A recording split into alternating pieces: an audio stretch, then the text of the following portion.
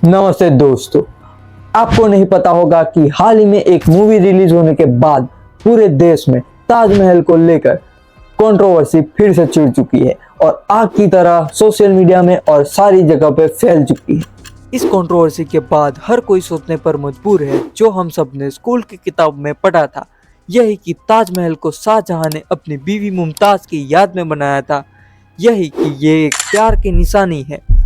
लेकिन क्या ये पूरा सच है या झूठ जो हमसे सालों पहले छुपाया गया था?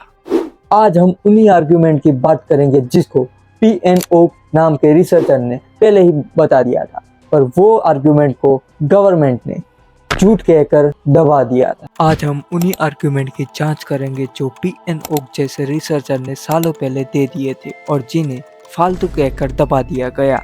सवाल ये है कि क्या ये थियरी झूठ थी या इसको दबाना जरूरी था।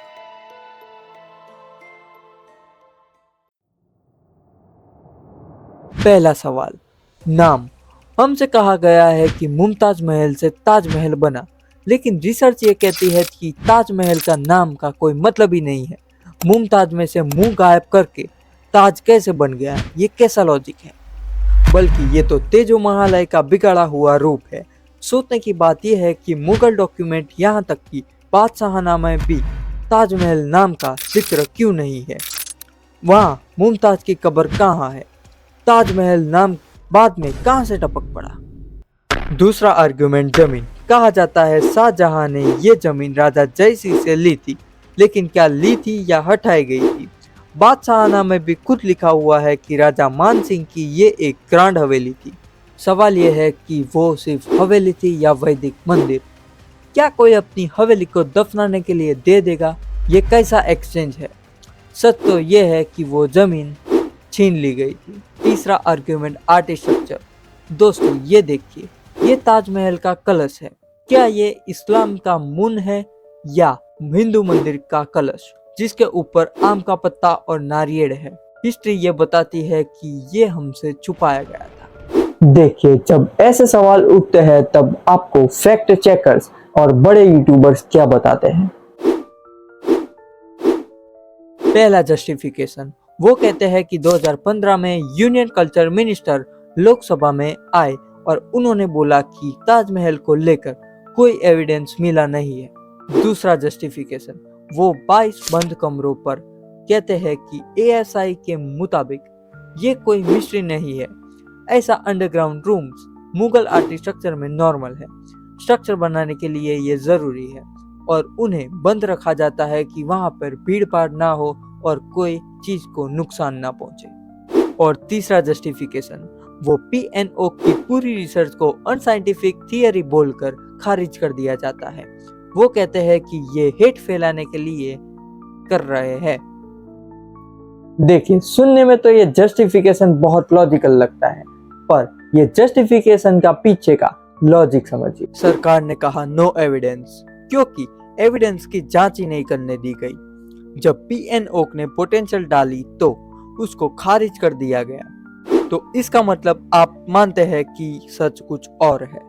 और ASI कहती है रूम्स नॉर्मल है और भीड़ से बचने के लिए बंद है। अच्छा, तो क्या 22 कमरों में से 2 कमरे VIPs और रिसर्चर के लिए भी नहीं खोल सकते? अगर वो खाली ही है तो उनमें आम पब्लिक के लिए खोलने में क्या डर? असली बात तो यह है कि 1970 तक कमरे खुले थे, जब तक PNO ने उन पर नजर नहीं डाली। और अब सबसे बड़ा सवाल, वो 22 बंद कमरे। अगर ताजमहल सिर्फ एक मकबरा है तो उसको तहखाने में 22 कमरे क्यों हैं? ASI ने 2022 में कुछ फोटोज जारी की और कहा कि ये खाली है और रिस्टोरेशन का काम है। कोर्ट में बार बार ये मांग की जा रही है कि कमरों को खोला जाए और उसकी कार्बन डेटिंग की जाए। कार्बन डेटिंग से दूध का दूध और पानी का पानी हो जाएगा कि ये स्ट्रक्चर 60-13 का है या 1100 का है, लेकिन हर बार इसको नकार दिया जाता है। सच तो ये है कि ये लड़ाई एविडेंस की नहीं, नैरेटिव की है। हमारे इतिहास को कुछ खास लोगों ने, हिस्टोरियंस ने कंट्रोल किया है। उन्होंने मुगल काल को गोल्डन पीरियड दिखाया है और हिंदू राजा के योगदान को मिटा दिया। उनके लिए शाहजहां बिल्डर था और जयसिंह सिर्फ एक जमींदार। अब बारी आती है 2022 में इलाहाबाद हाई कोर्ट ने 22 कमरों को खोलने की मांग वाली पोटेंशियल को खारिज कर दिया। लेकिन जज ने कहा कि ये काम कोर्ट का नहीं है, ये हिस्टोरियस का है। तो अब सवाल ये उठता है कि हिस्टोरियस पर भरोसा करें। ये मुद्दा हमारे कल्चर का है। अगर ताजमहल वाकई शिव मंदिर था तो ये हमारी विरासत है और हमें अपनी विरासत को वापस मांगने का पूरा हक है। ये जो नई अवेयरनेस आई है ये सिर्फ एक बेहस नहीं, ये एक मोमेंट बन गई है। अब आपको डिसाइड करना है, क्या आप अब भी आंख बंद करके किताब पर विश्वास करेंगे या आप इन अनकंफर्टेबल सवालों का जवाब मांगेंगे।